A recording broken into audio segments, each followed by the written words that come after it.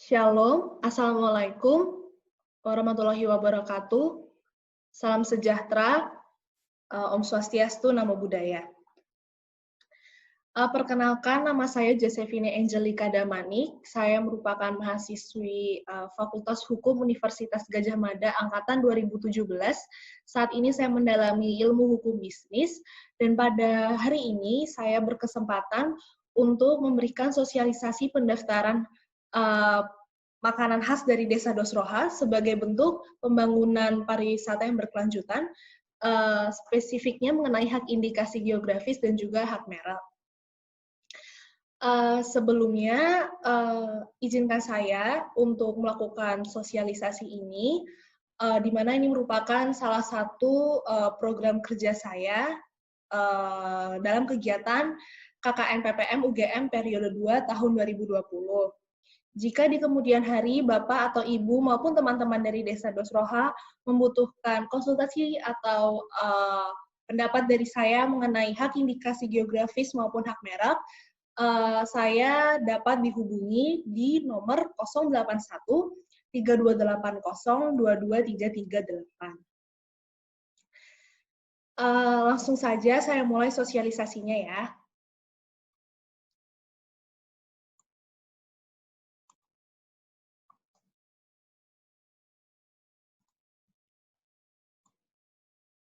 Oke, ini yang pertama, mengenai sosialisasi pendaftaran makanan khas dari Desa Dosroha sebagai bentuk pembangunan pariwisata berkelanjutan.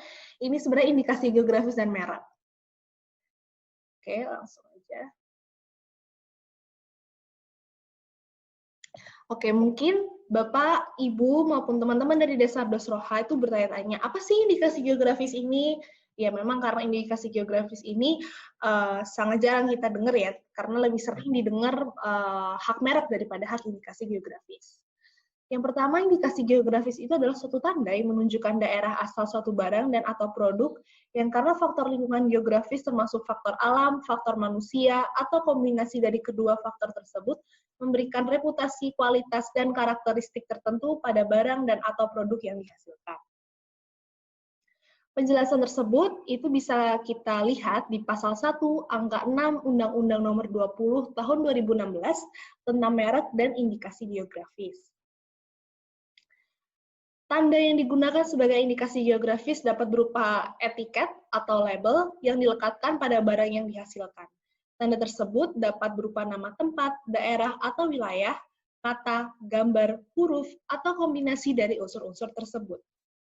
Nah, supaya Bapak atau Ibu dan teman-teman dari Desa Dosroha itu ngerti apa sih indikasi geografis, contohnya itu kayak gimana? Nah, contohnya ini kayak gini, kopi Arabica Sumatera Simalungun, kopi Arabica Sumatera Mandailing, jeruk keprok Gayo Aceh, mebel ukir Jepara, atau tembakau hitam Sumedang. Jadi, mereka itu tidak punya merek kayak misalkan kopi Arabica, misalnya kita sebut aja Nescafe, bukan seperti itu, tetapi mereka menggunakan nama daerah mereka sebagai mereknya. Nah, itu yang disebut indikasi geografis. Lanjut, apa sih pentingnya pendaftaran hak atas indikasi geografis tersebut? Nah, yang pertama nih, memperjelas identifikasi produk dan menetapkan standar produksi dan proses di antara para pemangku kepentingan indikasi geografis. Nah, perlu ditekankan kalau di indikasi geografis ini, setiap daerah tuh pasti punya ini, proses barang tersebut sendiri-sendiri. Jadi antara desa A dan desa B mungkin sama-sama memproduksi kopi, tapi cara memprosesnya tuh beda gitu. Atau bahkan jenis kopinya beda walaupun sama-sama kopi. Nah, ini untuk memperjelas identifikasi produk tersebut seperti itu. Lalu menghindari praktek persaingan curang, memberikan perlindungan konsumen dari penyalahgunaan reputasi indikasi geografis. Nah, mungkin kalau Bapak atau Ibu atau teman-teman Desa Dosroha mempunyai produk, terus menggunakan nama daerah, misalkan punya produk makanan, misalkan pisang Dosroha, misalkan seperti itu. Ketika Bapak dan Ibu tidak mendaftarkan pisang Bapak dan Ibu dan atau teman-teman ini, itu bisa aja tidak memberikan rasa nyaman atas konsumen, karena bisa aja dong itu cuma mengada-ngada, karena itu belum didaftarkan. Jadi nanti ketika suatu saat di kemudian hari adanya yang ngadu nih, ada konsumen yang ngadu, dia bilang, ih pisang ini ternyata nggak enak, gini-gini. Ini mah sama aja kayak pisang yang ada di Sulawesi, misalnya seperti itu. Nah, ketika didaftarkan, itu ada kemungkinan Bapak atau Ibu bisa kena sanksi.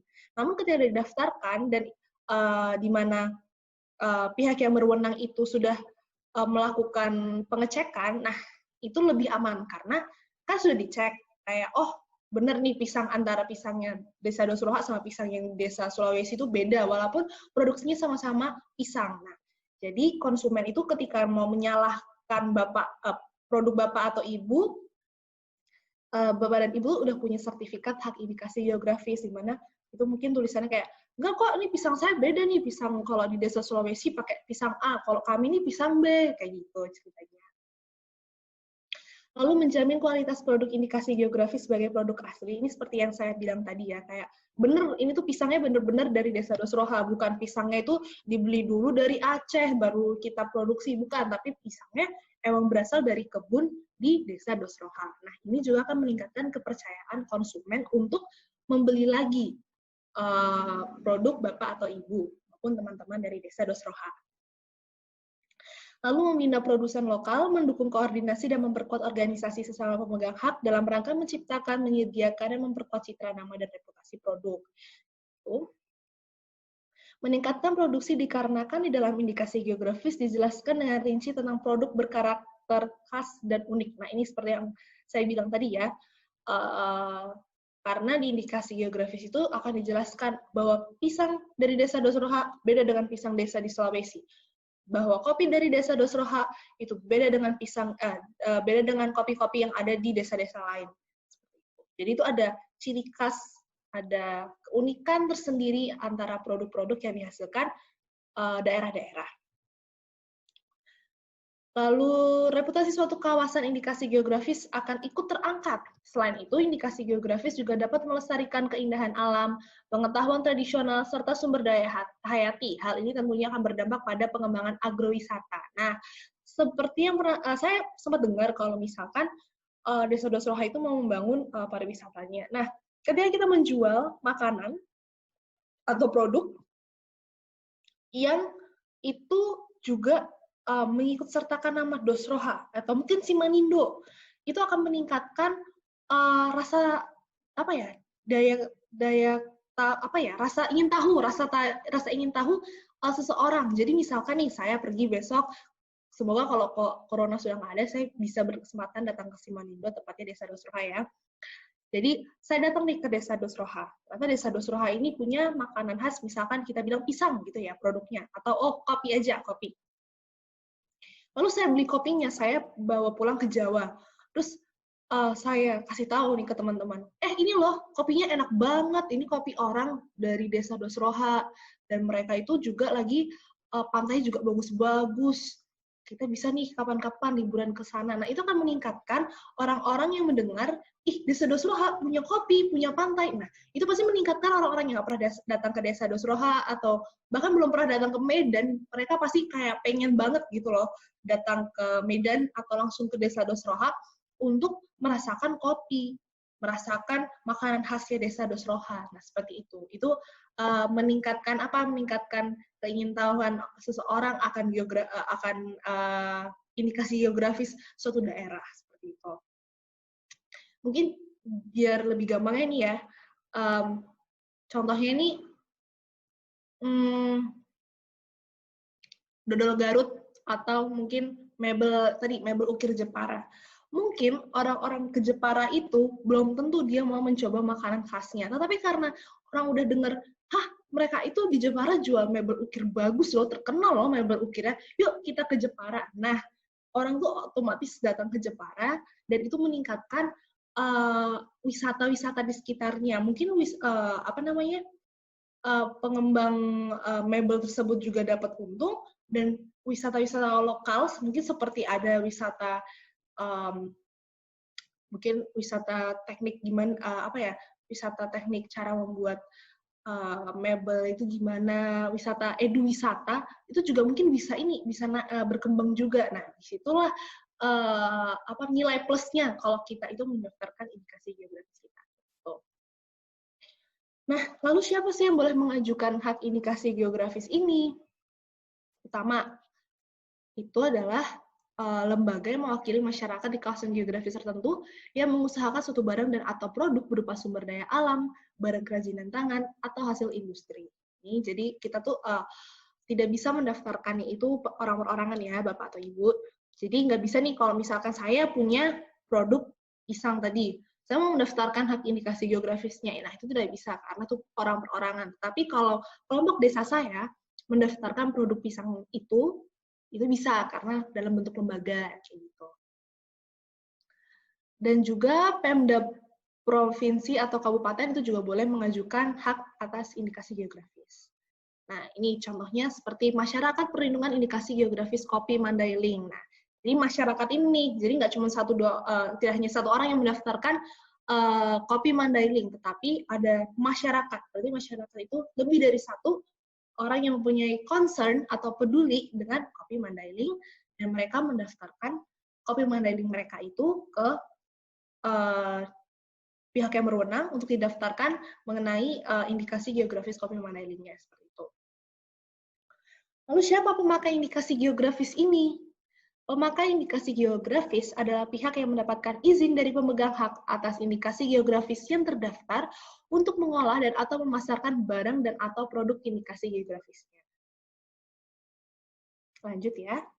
Apakah dokumen deskripsi indikasi geografis? Nah, jadi dokumen ini adalah dokumen yang memuat reputasi, kualitas, dan karakteristik barang dan atau produk yang terkait dengan faktor geografis dari barang dan atau produk yang dimohonkan indikasi geografisnya. Jadi, ini tuh nanti ada dokumen, gitu tulisannya ada reputasi produk Bapak Ibu ini gimana, apakah udah mulai dikenal dengan masyarakat, lalu kualitasnya ini gimana, apakah kualitas produk Bapak Ibu ini bagus, prima, atau ya biasa-biasa aja, lalu karakteristik barangnya, kayak misalkan karakteristiknya apakah dijual dalam bentuk matang, atau dalam bentuk snack, atau dalam, misal kalau kopi itu udah sudah menjadi bubuk, atau masih kopi yang bulat-bulat, seperti itu. Nah, untuk jangka waktu perlindungannya, enaknya itu adalah selama produk Bapak Ibu ini selalu terjaga reputasi, kualitas, dan karakteristiknya, maka hak atas indikasi geografis itu akan selalu diberikan perlindungan. Jadi kalau misalkan tiba-tiba produk Bapak Ibu ini mutunya turun, harusnya pakai kopi yang kualitas 1 malah dipakai kualitas 10. Nah, itu bisa aja nanti hak indikasi geografisnya ditarik oleh pihak yang berwenang. Nah, saya akan menjelaskan nih mengenai prosedurnya. Nih ya. Prosedurnya itu, yang pertama itu ada permohonan. Ini permohonan. Lalu pemeriksaan administrasi. Jadi nanti di sini ada dokumen-dokumen tadi itu dicek dulu. Kayak bener nggak yang udah diminta surat A, B, C, D, E, apakah surat itu semua udah ada, dan itu akan dicek selama 30 hari. Nah, jika sudah lengkap, maka ada pengumuman dalam waktu 2 bulan. Itu hari kerja ya. Kalau misalkan tidak lengkap, itu nanti dilengkapi, dan kalau sudah lengkap, itu nanti sama pengumuman lagi gitu. Lalu habis pengumuman itu ada surat pemberitahuan pemeriksaan substantif, di mana nanti juga dalam masa pengumuman ini 2 bulan, itu jika ada orang yang keberatan, itu nanti akan juga keberatan diterima oleh pemohon. Berarti kalau keberatan diterima pemohon itu, jadi misalnya gini nih, saya mendaftarkan produk saya, ternyata dalam waktu 2 bulan tuh ada yang nggak suka dengan produk saya, dia mungkin aja ya hal itu terjadi, mungkin dia mengadukan bilang, itu produknya sama kayak produk punya saya, misalnya seperti itu ya. Nah, orang yang keberatan tadi itu akan kan akan memberikan ini ya, keterangannya dia ya, kenapa dia tidak setuju dengan produk saya. Nah, keberatan yang orang tadi itu langsung diberikan kepada saya, lalu saya bisa memberikan sanggahan. Ini pemohon memberi sanggahan. Jadi di kemudian hari saya bisa bilang, oh enggak loh, produk kamu itu kan pakai pisang A, kalau saya pakai pisang B. Walaupun sama-sama kita masaknya, misalkan dimasak digoreng, pisangnya digoreng, jadi snack gitu ya. Walaupun sama-sama sih pisangnya pisang goreng, tetapi kamu pakai pisang A, kalau aku pakai pisang B. Lalu habis itu ada lagi permohonan pemeriksaan, ada pemeriksaan substantif lagi ini. Jika disetujui nanti langsung didaftarkan lagi, langsung didaftarkan, lalu akan mendapatkan sertifikat. Nah, jika tidak disetujui, itu bisa ditolak. Nanti kita bisa mengajukan tanggapan. Kalau tanggapan tersebut disetujui, nanti langsung didaftarkan dan dapat sertifikat. Jika tanggapan itu ternyata masih ditolak dan tidak mengajukan banding, nanti maka penolakannya tetap dan ya kita tidak dapat hak indikasi geografis gitu ya intinya. Nah, tapi kalau misalkan ini ditolak, terus kita mengajukan banding, ketika banding tersebut disetujui, nanti didaftarkan dapat sertifikat. Jika banding tersebut ditolak dan kita tidak mengajukan banding lagi, maka penolakannya tetap ya, jadi tetap ditolak dan tidak mendapatkan hak indikasi geografis. Jadi setelah mengajukan banding tadi ditolak, terus habis itu ke pengadilan menyetujui, kita pergi lagi pengadilan dan menyetujui, ya didaftarkan dan sertifikat. Kalau pengadilan masih menolak, ya udah ini, itu ya. Oke.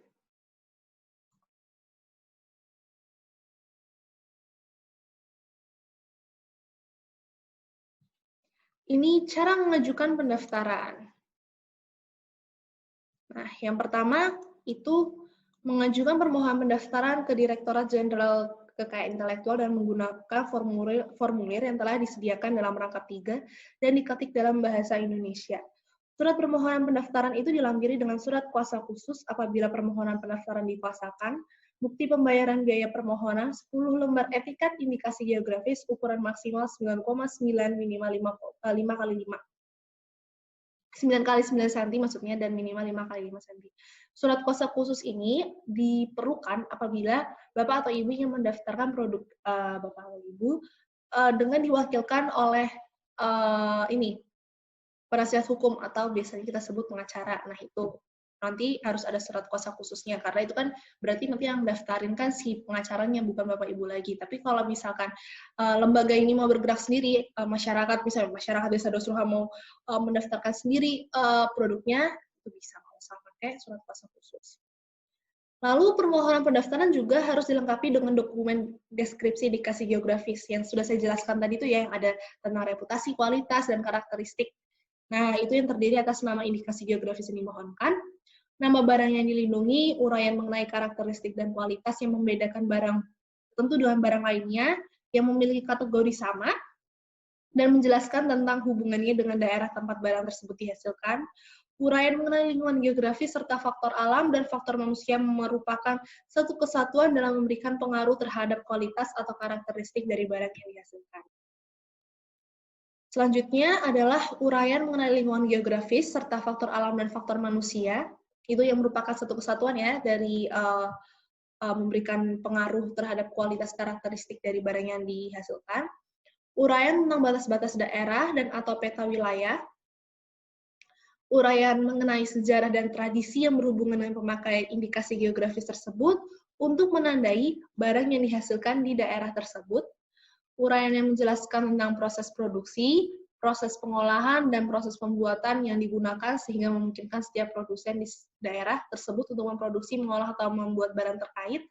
Lalu uraian mengenai metode yang digunakan untuk menguji kualitas barang yang dihasilkan, dan label yang digunakan pada barang dan muatan indikasi geografis.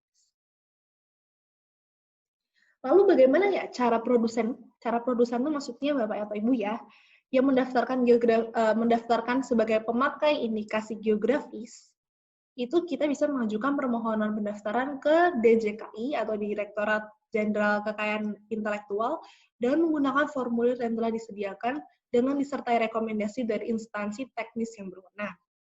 Lalu setelah persyaratan sebagaimana yang di atas tadi, yang sudah saya jelaskan itu dilengkapi, Direktorat Jenderal Kekayaan Intelektual mendaftarkan produsen pemakai indikasi geografis dalam daftar umum pemakai indikasi geografis dan mengumumkan nama serta informasi pada berita resmi indikasi geografis. Maksudnya pemakai indikasi geografis ini adalah ketika di kemudian hari ada masyarakat lain yang ingin menggunakan produk Bapak atau Ibu dengan menggunakan namanya yang tadi, misalkan Kopi Desa Dosroha. Nah, jadi ada orang mau menjual, mau membangun usaha dengan juga menggunakan nama Kopi Desa Dosroha. Nah, mereka harus melakukan hal-hal seperti ini supaya legal, supaya tidak ilegal gitu ya. Karena kalau mereka menggunakannya diam-diam itu bisa digugat oleh lembaga masyarakat atau lembaga yang mempunyai concern atau yang sudah mendaftarkan hak indikasi geografisnya tadi. Tentunya untuk mendaftarkan hak atas indikasi geografis ini tidak gratis ya Bapak atau Ibu, tetapi perlu diingat kalau ini tuh memberikan perlindungan loh bagi Bapak atau Ibu sebagai produsen dan juga konsumen. Jadi ketika kemudian hari ada dispute atau ada sengketa, Bapak dan Ibu itu sudah mempunyai sertifikat. Ibaratnya nih ketika kita membeli tanah, tapi tidak punya akta tanah. Kalau suatu hari ada sengketa tanah, di mana orang yang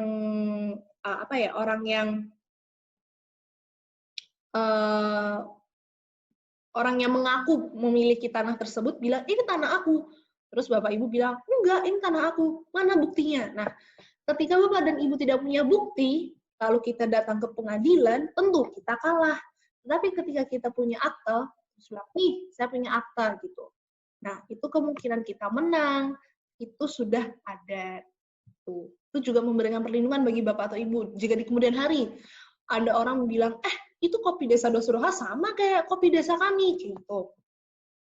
Nah, itu ketika Bapak atau Ibu tidak bisa membuktikan dengan membawa dokumen, itu kemungkinan Bapak atau Ibu bisa kena sanksi administratif atau yang lainnya.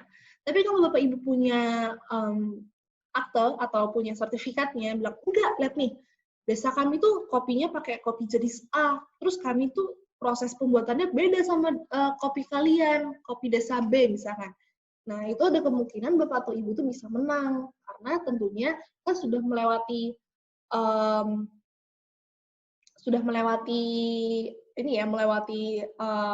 proses pemeriksaan. Jadi tentunya nggak mungkin dong pihak berwenang tuh meriksanya sembarangan ya. Pasti mereka detail karena ini udah mahal, udah prosesnya lama, nggak mungkin sembarangan. Jadi itu menjadi sumber yang bagus jika Bapak dan Ibu itu mau mendaftarkan. Itu sih ininya intinya kenapa kita tuh harus mendaftarkan produk-produk kita ini di hak indikasi geografis maupun merek.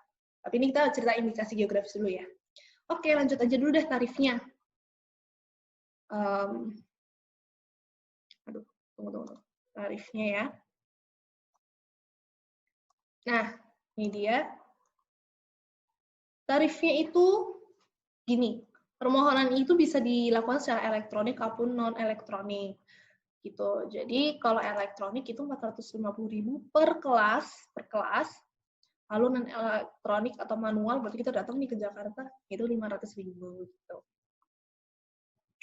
Lalu kalau ada pengajuan keberatan, itu 1 juta, ini per permohonan. Jadi kalau misalkan Bapak Ibu itu mau mengajukan keberatan 3 kali, ya berarti bayar 3 juta, seperti itu ya.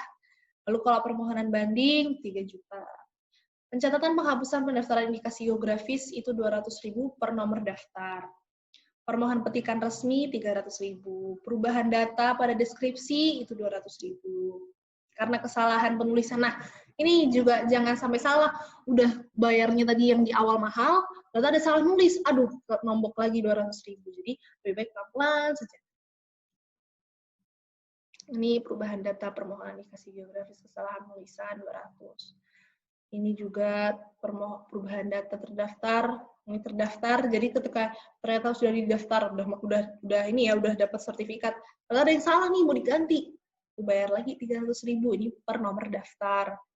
Perubahan data pada buku persyaratan indikasi geografis itu 200.000. Permohonan pemeriksaan substantif 1 juta.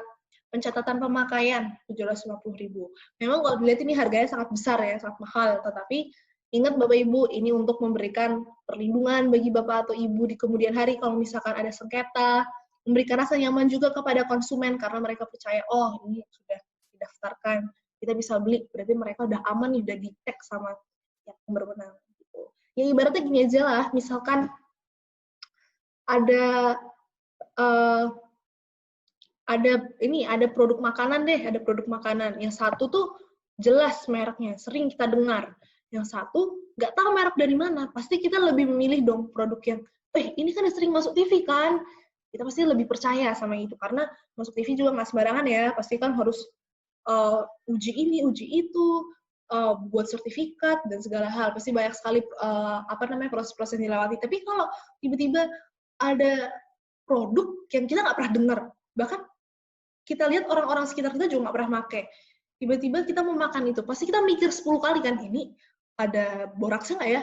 Ini pengawetnya banyak nggak ya? Nah, pasti kita mikir berkali-kali, karena kita nggak percaya sendiri sama produk itu, karena produk itu pun nggak pernah masuk TV. Produk tersebut juga nggak ada tuh label-label sudah dicek oleh pemerintah atau BPOM atau segala hal. Nah, itu yang membuat, ya itulah yang maksud saya itu, kenapa kita tuh juga perlu mendaftarkan indikasi geografis tadi, supaya nggak ada lagi jika masyarakat, jika wisatawan mau beli itu langsung aja beli, nggak usah mikir-mikir lagi, aduh ini terjamin nggak ya, atau gimana nggak ya, karena ya udah mereka udah percaya aja, karena ini sudah didaftarkan loh di pihak yang berwenang, nggak mungkin nih sembarangan lagi. Nah, seperti itu contohnya. Oke, tadi dari tarif. Oke. Contoh, ini saya akan memberikan contoh mengenai hak indikasi geografis tadi ya. Contoh ininya, pernyataannya. Nah, ini dia. Contohnya seperti ini.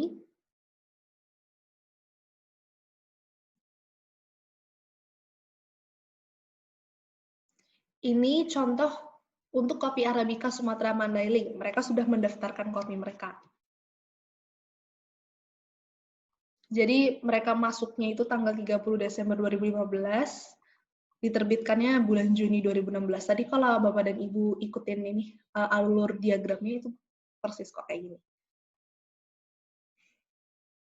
Ini nota dinas kepada yang terhormat Direktur Merek Indikasi Geografis dari tim ahli indikasi geografis nomor sekian, lampiran sekian, hal hasil pembahasan permohonan pendaftaran indikasi geografis kopi Arabica. Ini ada sedikit penjelasan. Lalu abstrak. Abstraknya ini cerita sedikit kenapa, kayak misalnya ini, kopi Arabica Sumatera Mandailing dibudidayakan berdataran tinggi sekitar Bukit Barisan dengan ketinggian 900 sampai 1.400 meter. Jadi ini cerita sedikit lah kenapa kopi Arabica ini spesial seperti itu. Nah, ini hasilnya, hasil pemeriksaan substantifnya, ini nama pemohonnya, perlindungan indikasi geografis kopi Mandailing. Sesuai nggak? Sesuai. Catatannya ini. Ini peraturan-peraturannya atau kelembagaan petani. Kan tadi karena lembaga ya, nggak boleh individu. Nih misalkan masyarakat yang mendaftarkan, masyarakat ini, oh benar kok ada kartu anggotanya, terbukti, sesuai. Ini dalam proses dengan catatan-catatan, pembukuan, dan segala hal. Lalu kemampuan SDM petani. Ini. Lalu ini karakteristik produk. Ini nama barang dilindungi. Ada kopi biji, sangrai, kopi bubuk. Karakteristik dan kualitas yang membedakan barang tertentu dengan yang memiliki kategori sama. Sifat fisik, kimia, cita rasa, gitu. Ini kayak gini. Lalu hubungan faktor geografis dan faktor manusia dengan karakteristik dan kualitas barang. Inilah ya batas-batas seperti itu. Sejarah, tradisi, gitu.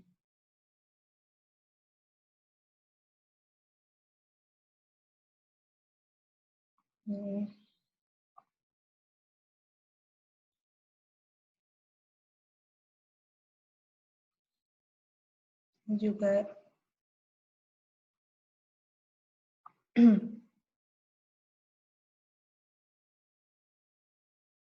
nah ini dia formulirnya. Ini nama pemohonnya, alamatnya di sini.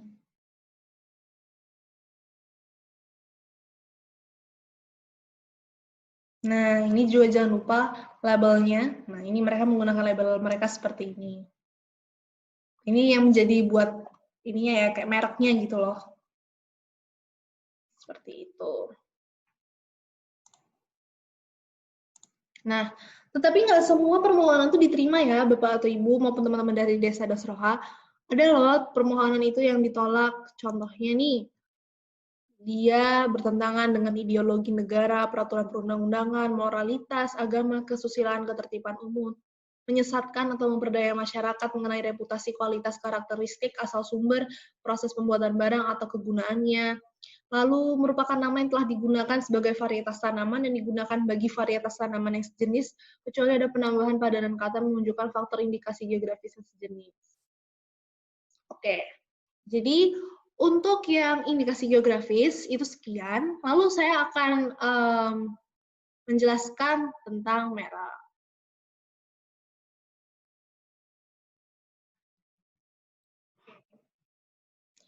Apa sih merek itu? Nah, merek itu adalah tanda yang dapat ditampilkan secara grafis berupa gambar, logo, nama, kata, huruf, angka, susunan warna dalam bentuk 2 dimensi atau 3 dimensi, suara, hologram, atau kombinasi dari 2 atau lebih unsur tersebut untuk membedakan barang dan atau jasa yang diproduksi oleh orang atau badan hukum dalam kegiatan perdagangan barang dan atau jasa. Itu bisa kita temui dalam pasal 1 angka 1 Undang-Undang 20 2016 tentang merek dan indikasi geografis. Nah, merek ini dibagi menjadi 3, ada 3 jenis. Ada merek dagang, jasa, dan kolektif.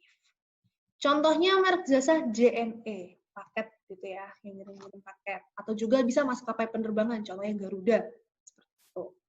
Lalu dagang, nih, contohnya Aqua, Indomie, Nescafe, Arabica, misalnya seperti itu. Lalu kolektif nih, Coca-Cola dan Bicola. Jadi mereka dalam satu perusahaan gitu ya, sama, tapi bolehlah sama-sama dipakai.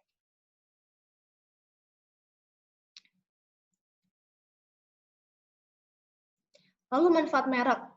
Tanda pengenal untuk membedakan hasil produksi yang dihasilkan seseorang atau beberapa orang secara bersama-sama atau badan hukum dengan produksi orang lain atau badan hukum lainnya. Jadi bisa dibedakan antara kopi Nescafe dengan kopi kapal api gitu. Karena berbeda ya, kalau itu dari logonya aja ada beda, dari warna bungkus pun beda gitu. Jadi kita langsung tahu gitu.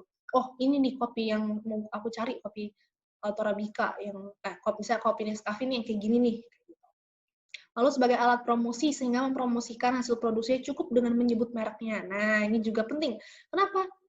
Karena kita udah nggak perlu lagi, misalkan mau beli kopi ya, iya, kopi yang kayak gimana? Kopi yang disangrai, yang kopi yang disangrai dengan proses 100 kali sangraian dan sekian. Lu ribet banget. Tapi tinggal aja bilang, aku mau beli kopi yang apa? Nescafe nih. Yang rasa apa? Yang rasa A. Seperti itu contohnya. Itu sebagai alat promosi juga. Jaminan atas mutu barangnya, penunjuk asal barang atau jasa dihasilkan. Nah, ini dia. Juga perlu diperhatikan kalau merek itu melipat gandakan keuntungan. Contoh, kopi tanpa merek tuh harganya 5.000, tapi ketika dia punya merek, bisa naik berkali-kali lipat. Fenomena yang cukup lagi hits nih, maksudnya lagi hits terjadi itu adalah kalau di Jawa, saya nggak tahu nih kalau di Sumatera bagaimana ya. Kalau di Jawa tuh banyak banget sekarang berkembang coffee shop atau toko kayak kafe-kafe kecil gitu ya. Di mana tuh digandrungi oleh mahasiswa-mahasiswa yang ngerjain tugas, banyak banget itu di coffee shop. Nah, mereka itu punya merek. Mereknya itu merek coffee shop-nya mereka itu merek kafenya mereka gitu. Jadi mau minum kopi di mana tuh? Oh, mau minum kopi di coffee shop ini, coffee shop A misalkan kayak gitu. Misalkan lah kita bilang coffee shop A ini namanya apa ya? Nikmat gitu ya. Mau minum kopi nih di coffee shop Nikmat kayak gitu. Pasti beda harganya kopi mereka, kopi si kafe Nikmat ini beda harganya dengan kopi yang dibuat di rumah. Oh yang bisa aja sama-sama nih, sama-sama kopinya sama aja gitu, sama yang di rumah. Tapi karena mereka punya brand atau merek nikmat, nah itu bisa menaikkan keuntungan. Jadi kalau misalkan gini ya, kalau kita minum di rumah, paling kita cuma beli kopinya aja, bilanglah yang sasetan itu 5.000, kita bilangnya kayak gitu. Ukuran sasetan itu kan 1 gelas ya sebenarnya. Kita beli ke kafe. Di kafe pasti harganya udah lebih meningkat kan. Bisa 1 gelas harganya jadi 20.000. Nah, itu tuh manfaat merek. Kita bisa melipat gandakan keuntungan yang harusnya untungnya cuma 5.000 tuh bisa berkali-kali lipat karena merek. Lalu fungsinya itu alat bukti bagi pemilik yang berhak atas merek yang didaftarkan, dasar penolakan terhadap merek yang sama keseluruhan atau sama pada pokoknya, lalu untuk mencegah orang lain memakai merek yang sama. Ya, jadi ini alat bukti kalau ada sengketa, misalkan mau mendaftarkan kopi bapak atau ibu dari desa Dosroha itu atas nama misalkan kopi apa ya? Oh, Mantap Kopi, misalnya itu ya nama mereknya. Ternyata setelah 10 tahun mempunyai merek tersebut, ada orang pakai merek Bapak Ibu. Nah, Bapak Ibu tuh bisa gugat. Enggak. Itu udah saya pakai mereknya, merek Mantap Kopi. Gambarnya pun sama loh, logonya. Nah, itu bisa ditolak nanti sama DJKI. Masa perlindungannya itu 10 tahun sejak tanggal penerimaan permohonan pendaftaran merek yang bersangkutan. Jadi hanya 10 tahun, tapi dapat diperpanjang. Nah, jadi Bapak Ibu bisa ya membedakan apa artinya membedakan ini, apa sih indikasi geografis sama merek. Nah, kalau indikasi geografis tadi menggunakan nama daerahnya, kayak tadi ya, kopi Mandailing gitu. Tapi jika orang Mandailing tadi, misalkan warga masyarakat Mandailing, mau misalkan nih gini nih ceritanya aja deh, orang di masyarakat Mandailing ini kan membuat produknya kopi ya tadi ya, terus mereka menggunakan namanya kopi Mandailing gitu. Ternyata ada orang perorangan di sana yang pengen punya produk juga, ada produk khas sebenarnya dari Mandailing, tapi mereka nggak mau pakai hak indikasi geografis, mereka maunya merek. Bisa. Jadi nanti misalkan produk mereka yang lain apa ya, kita sebut aja misalkan misalkan lah pisang, kita bilang gitu ya, pisang itulah yang paling gampang. Mereka itu nggak mau pisangnya itu dipakai hak indikasi geografis, jadi nggak mau nanti pisang Mandailing gitu.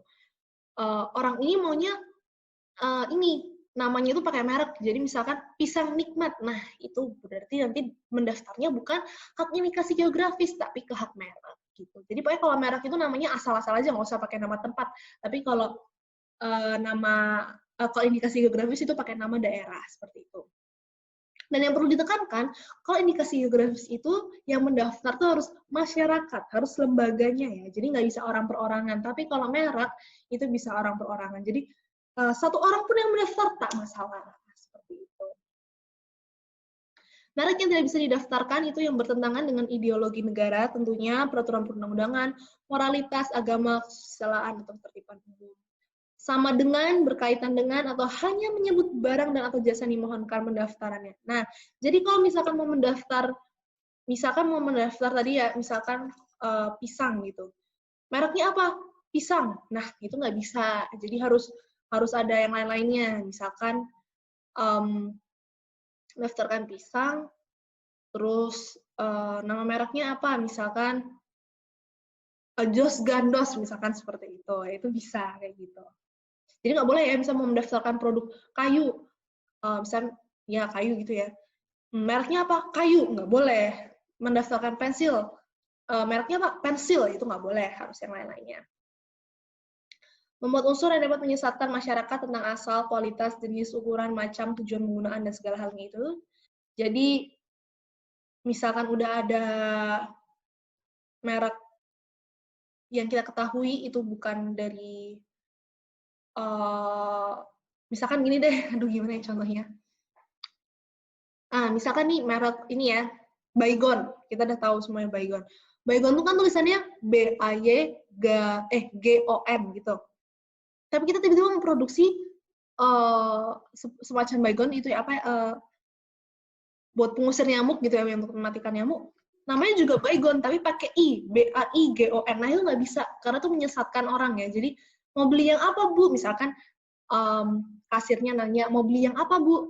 Baygon, seperti itu. Nah, baygon yang mana? Yang pakai I atau I? Nah, itu nggak boleh. Jadi, emang harus sebisa mungkin merek itu beda banget. Nggak boleh sama pengucapannya, itu penulisannya, itu bahkan penulisannya sama-sama ini ya, I dan iya itu sama-sama dibaca I gitu kan ya, kalau misalkan dia di tengah. Jadi ya harus dibuat berbeda. Gitu. Muat keterangan yang tidak sesuai dengan kualitas, manfaat, nah itu juga nggak boleh. Jadi nggak boleh mengklaim misalkan parfum misal parfum wangi gitu. Namanya parfum wangi gitu ya, wangi gitu, wangiku misal wangiku. Wangiku ini daya tahannya 10 jam. Jika disemprotkan satu semprotan aja dalam jarak 5 meter bisa dicium. Bener nggak kayak gitu? Kalau nggak boleh ditulis seperti itu kayak gitu. Lalu tidak memiliki daya pembeda. Nah, jadi ada juga nih kadang-kadang merek itu yang sama, benar-benar sama tulisannya, logonya dan semuanya itu sama, itu nggak boleh. Lalu merupakan nama umum atau lambang milik umum, itu juga nggak boleh ya. Nih, contoh yang dapat ditolak. Nih, gudang baru dengan gudang garam. Ini kalau orang yang tidak pernah membeli rokok, lalu atau bukan pengguna antara dua rokok ini, tiba-tiba hanya penjual hanya mempunyai dua rokok ini, dan dia bermaksud beli gudang garam, dapatnya gudang baru. Nah, ini benar-benar bisa menyesatkan, karena kita bisa lihat ya, ini hampir sama bentuknya. Ini juga bisa ditolak nih, kemungkinan ditolak. Karena ini persamaan pada pokoknya itu kayak ada deh sedikit yang sama-sama. Ini mungkin saya aja yang kemarin mencari foto ini aja tuh sempat terkecoh gitu ya, kayak loh ini bukannya sama ya, ternyata beda, yang ini gudang baru, ini gudang garam. Itulah. Ini Katcot dan Pizza Hut. Ini ada coklat namanya Kit Kat, harusnya Kit Kat, tapi ini dibuat sama mereka Katcot. Di mana Katcot ini benar-benar sama kayak Kit Kat. Ini kalau orang kita kan kalau belanja kadang-kadang nggak pernah perhatiin ini ya merek ya, biasanya kayak langsung ambil aja, cuman lihat dari warnanya atau logonya hampir sama, kita beli. Pas sampai di rumah, loh ini bukan apa yang aku beli nih. Ini bisa menyesatkan si Katcot ini. Lalu nih Pizza Hut, ini juga, ini sama-sama dibaca Pizza Hut, jualan pizza itu. Tapi sebenarnya ada merek dari ya dia produk luar negeri ya, kalau nggak salah Amerika deh ini. Itu jualan pizza. Tulisannya pizza kayak gini, tapi bukan pakai A, pakai U. Tapi kan kalau di bahasa Inggris biasanya juga Hut. Jadi ini Pizza Hut yang ini dengan Pizza Hut yang punya mereka itu bacanya sama. Ini juga dapat ditolak karena itu menyesatkan warga, menyesatkan masyarakat maksudnya. Ketika ditanya mau makan apa, Pizza Hut. Orang kan jadi rancu kan, mau Pizza Hut yang mana nih, Pizza Hut yang pakai A atau Pizza Hut pakai U. Nah, juga ini bisa ditolak Pizza Hut-nya seperti itu. Jadi benar-benar kalau mau mendaftarkan merek itu juga harus dipikirkan, ini mereknya ini udah ada belum ya orang yang pakai gitu. Jadi bukan karena pakai aja merek-merek kita mirip-miripin sama merek yang A biar sama-sama terkenal. Itu nggak bisa ya. Karena di kemudian hari bisa loh digugat sama yang sudah memiliki merek itu terlebih dahulu. Ini dia proses permohonan merek. Prosedur permohonan merek maksudnya.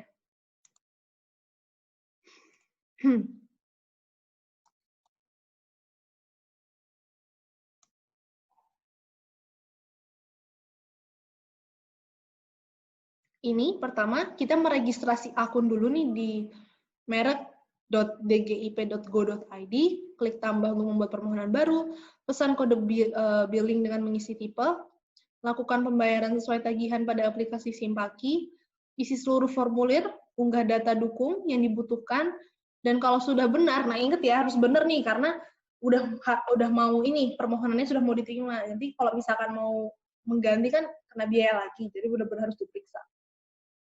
Jika sudah merasa benar baru klik selesai. Nah, Apa sih data dukung ini? Data dukung itu ada label mereknya, ada tanda tangan pemohonnya, pemohon itu siapa yang mau mendaftarkan tadi, lalu ada surat keterangan UMK. Nah, merek ini bukan hanya orang perorangan, UMK juga bisa ya, kayak masyarakat, suatu lembaga gitu juga bisa. Oke, lanjut.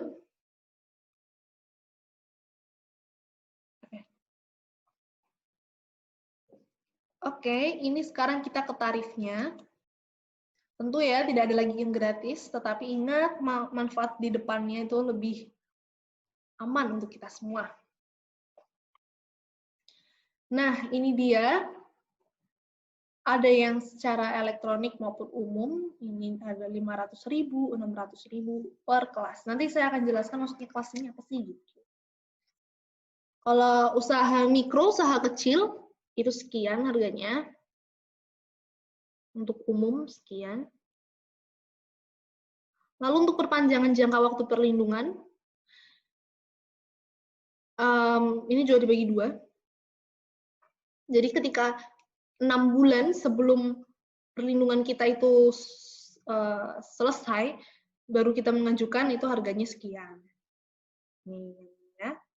Tapi kalau ternyata perlindungan kita udah habis, ini udah di tahun ke-10, lalu dalam waktu 6 bulan setelahnya, berarti misalkanlah kita bilang bulan Januari selesai perlindungannya. 6 bulan setelah bulan Januari kita baru mau perpanjang, itu lebih mahal. Jadi kalau bisa sih sebelum-sebelumnya aja. Lalu permohonan pendaftaran merek internasional berdasarkan protokol Madrid ini juga bisa. Jadi kalau misalkan kita itu mau mendaftarkan merek kita supaya jadi merek internasional, itu harganya ini. Ini pakai bukan mata uang Indonesia tapi ya. Lalu pengajuan keberatan atas permohonan merek itu 1 juta, permohonan banding merek itu 3 juta. Jadi kalau kita mau banding, mau naik banding itu 3 juta. Lalu biaya pencatatan dalam daftar merek umum, daftar umum merek maksudnya. Ini harganya. Ini juga perlu diperhatikan, ini ada yang per permohonan, per nomor daftar, gitu ya. Ini ada yang per kelas, gitu. Lalu permohonan petikan resmi, ini yang nomor 7, ini juga bisa dilihat. Lalu ini nomor 8. Nomor 9 ini yang perubahan data, ini kalau kesalahan, ini aduh bayar-bayar lagi. Lalu permohonan bukti prioritas merek. Ini kalau mau diprioritaskan, jadi mau daftarnya lebih masuk. Oke. Klasifikasi. Nah, ini tadi yang mau aku sampaikan, ini sistem klasifikasi. Nah, jadi itu sebenarnya nggak akan ada ya biaya-biaya tambahan. Kalau klasifikasi kelas 1, jangan-jangan biayanya nanti lebih mahal daripada klasifikasi kelas 2. Enggak. Ini itu hanya kayak gini nih, misalkan nih ya kelas 8. Apa sih yang ada di kelas 8? Itu adalah perkakas dan alat tangan yang dioperasikan secara manual, pisau, pedang, atau pisau cukur. Jadi kalau kita memproduksi misalkan nih, pisau cukur gitu. Nah, berarti nanti di permohonan pendaftaran itu kita tulis kalau barang kita tuh pisau cukur kelas 8, karena dia masuk kategori kelas 8, seperti itu. Atau misalnya nih kelas 16, kertas, karton, dan segala hal ini yang ada di sini, kita cari. Misalkan produk kita itu alat tulis ya, nah ini berarti kita masuk di kelas 16, barangnya apa? Alat tulis. Gitu. Jadi nggak ada nih pembedaan harga semakin ke bawah artinya semakin murah atau mahal, enggak. Tapi ini hanya supaya memudahkan pengelompokan, gitu ya. Oke, ini ternyata slide terakhir. Oke, jadi itu saja. Tunggu, desktop share dulu.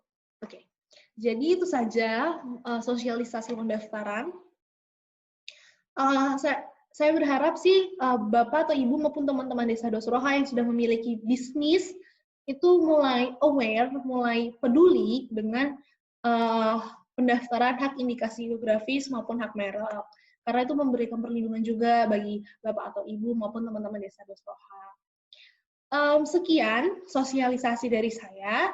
Saya berharap Bapak atau Ibu enjoy dengan presentasi dari saya. Mungkin banyak kesalahan ya dalam tutur kata maupun tingkah laku. Tetapi ya saya juga belajar sosialisasi. Saya juga sebenarnya ingin sekali bertatap muka dengan Bapak atau Ibu maupun teman-teman Desa Dosroha, tapi karena adanya pandemi ini kita tetap harus ya di rumah dulu ya, stay at home, physical distancing.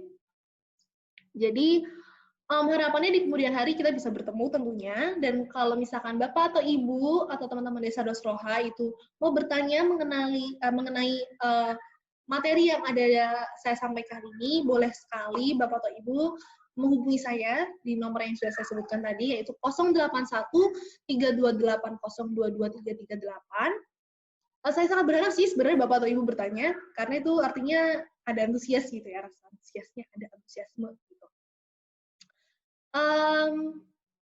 Ini saja yang saya sampaikan.